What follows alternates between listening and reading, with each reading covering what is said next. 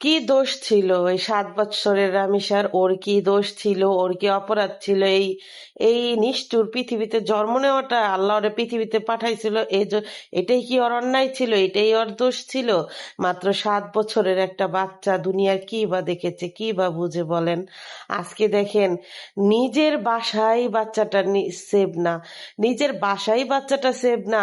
যেই জায়গায় বাচ্চাটা নিজের বাসার মাত্র মাত্র 2 হাত, 2 হাত নিজের বাসার দরজা থেকে মাত্র 2 হাত জায়গাতেই বাচ্চাটা সেভ না, বাচ্চাটা সেভ না।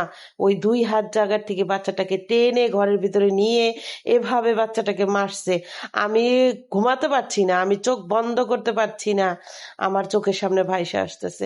দেখেন, আমরা সবাই কিন্তু রামিসার মা, কারণ আমাদের ঘরেও একটা করে রামিসা আছে, আমাদের ঘরেও কিন্তু একটা করে রামিসা আছে। আমরা কোন ভরসায়, কোন আশায় বা কিসের জন্য আমাদের বাচ্চাগুলাকে এভাবে ক্ষয়ক্ষতির মুখে পড়তে দিতেছি? কেন?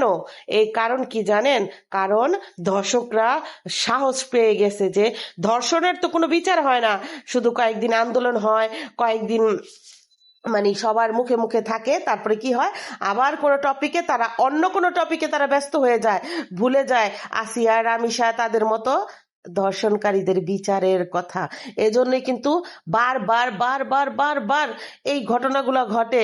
খালি হয় আমাদের মতো মায়ের বুক, আর আমরা সবাই ভুলে যেতে পারি, দুনিয়ার সব মানুষ ভুলে যেতে পারে, বাবা মা কি ভুলতে পারে একটা সন্তান 7টা বছর এত আদর যত্ন ভালোবাসা দিয়ে বড় করার পরে একটা কুত্তা, কুত্তা বলবো আমি, একটা নরপশুর হাতে এভাবে ছিন্ন বিচ্ছিন্ন হয়ে যে বাচ্চাটা দুনিয়া ত্যাগ করে, এটা কিভাবে বাবা মা মানবে?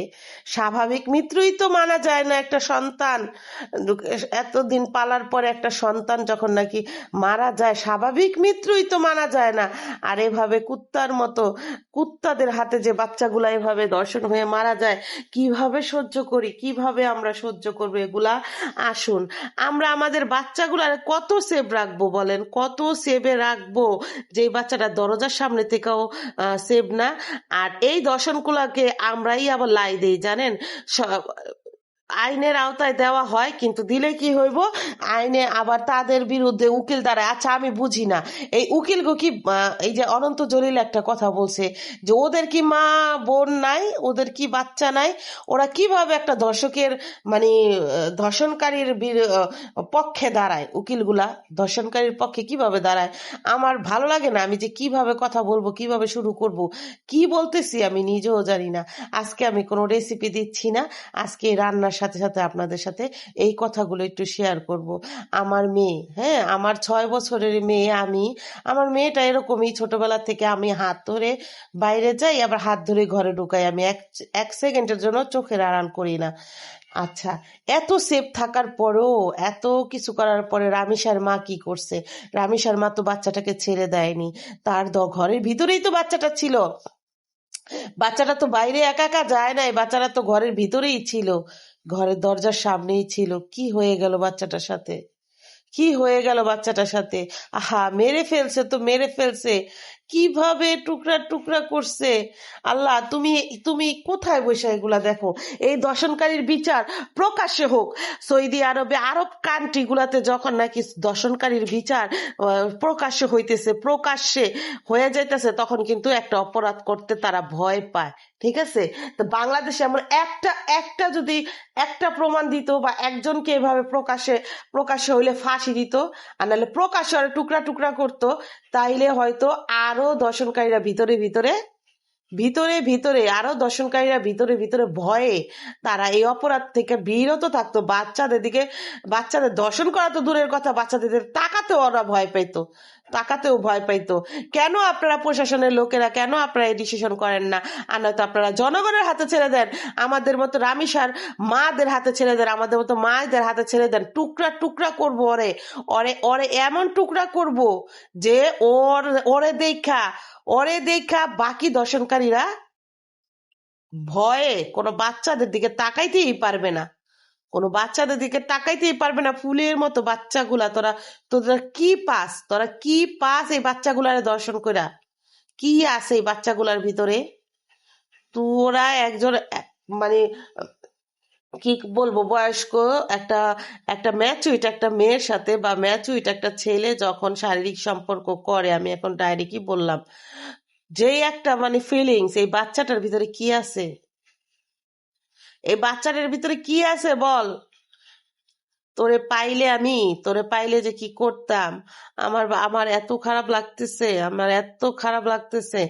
আমার মনে হইতেছে ফেসবুক, মানে যখন নাকি আমি ফেসবুকে ঢুকতেছি, তখনই যখন আমি এগুলা দেখতেছি, তখনই আমার মনে হয় কি আমি আমি মানে আমি ওই রামিসাকে দেখছি না, ওইখানে আমি আমার মেয়েকে দেখছি, ওইখানে আমি আমার মেয়েকে দেখছি। আমি নিজেকে ঠিক রাখতে পারতেছি না, আমি নিজেকে কিভাবে ঠিক রাখবো আমি জানি না। আল্লাহ ধৈর্য ধারণ করার তৌফিক দেখ। আল্লাহর বাবা মাকে মানে বুকে পাশান দেওয়ার তৌফিক দেখ, তারা যেন এই শোক ভুলে উঠতে পারে। আসলে এই বাপ মা কখনোই পারে না, বাবা মা কখনোই পারে না,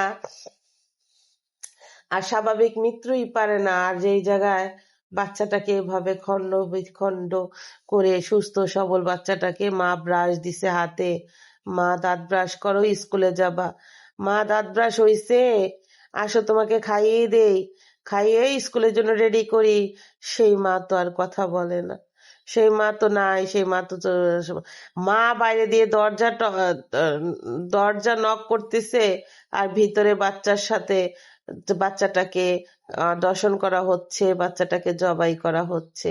হাহা, কি দুনিয়ায় আমরা আছি, কি দুনিয়ায় আমরা আছি।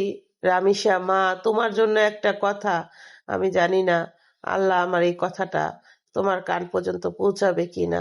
একটা কথাই বলি মা, ওই দুনিয়াতে তুমি ভালো থাকবা, আল্লাহ তোমাকে বেহেশতের ফুল বানায় রাখবে। এই দুনিয়ার কারণ, ওই দুনিয়ায় ভালো থাকার কারণ কি মা জানো?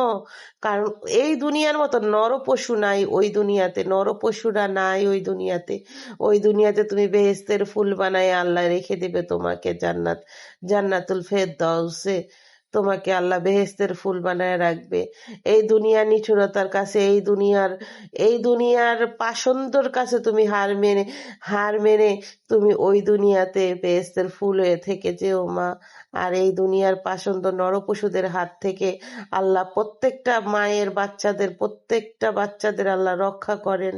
আল্লাহ আপনার কাছে একটাই কথা, আল্লাহ কারো মায়ের বুক আর এইভাবে খালি কইরেন না আল্লাহ। এই নরপশুদের আল্লাহ আপনি হেদায়েত দান করেন, আর নয়তো এই নরপশুদেরকে দুনিয়ার থেকে নিয়ে যান আল্লাহ। এছাড়া আর কিছু বলার নাই, বলার মতো কোনো ভাষা নাই, কোনো ভাষা পাই না। আমি ওই রামিসার মুখের দিকে তাকাতে পারছি না, আমি আমার মেয়েকে দেখছি, আমার মেয়েকে দেখছি। আল্লাহ আপনি সাহায্য করেন, আল্লাহ আপনি সাহায্য করেন আল্লাহ। তো অবশেষে একটা কথাই বলবো, যার যার বাচ্চা সেভে রাখবেন, হাতছাড়া করবেন না, বাচ্চাদের খুব বেশি যত্ন রাখবেন, খুব বেশি খেয়াল করবেন। আজকের মতো বিদায় নিচ্ছি।